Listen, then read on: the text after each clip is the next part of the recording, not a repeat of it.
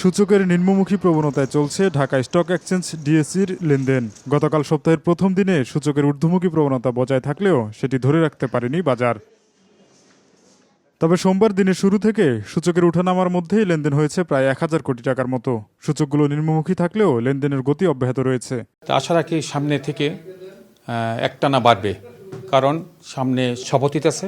গতকালকে ঊর্ধ্বমুখী হওয়ার পরে আজকে যে নেমে যাচ্ছে, আসলে মানুষ আস্থা রাখতে পারতেছে না। নতুন সরকার যারা আসবে তারাই বাজারের প্রতি নজর দিবে, আমাদের এটা একটা তাদের প্রতি উদাত্ত আহ্বান আর কি। গতকাল দুপুর ২টা পর্যন্ত লেনদেনে প্রধান সূচকে প্রায় ১৯০ পয়েন্ট যোগ হয়ে ছাড়িয়ে যায় ৫,৫৯১ পয়েন্ট। লেনদেন পৌঁছায় ১,২০০ কোটি টাকায়। সবগুলো সূচক ছিল ঊর্ধ্বমুখী, কিন্তু আজ ডিএসইর সব সূচকই নিম্নমুখী। দুপুর ২টা নাগাদ প্রধান সূচক ১৯ পয়েন্ট কমে নেমে আসে ৫,৫৭৩ পয়েন্টে।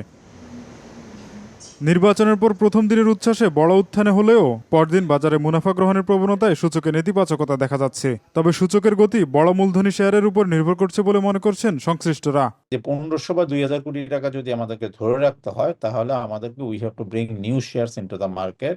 আমাদের সাপ্লাই সাইডটা বাড়াতে হবে, তাহলে আমাদের এই যে ইন্টারেস্টটা বা confidence of the investors and people, সেটা আমরা সাস্টেইন করতে পারবো। দৈনিক লেনদেন শেষ হওয়ার ১ ঘন্টা আগ পর্যন্ত দাম কমে ২২০টি প্রতিষ্ঠানের, দাম বাড়ে ১৪৪টি ও অপরিবর্তিত থাকে ৩০টি প্রতিষ্ঠানের শেয়ারের দাম।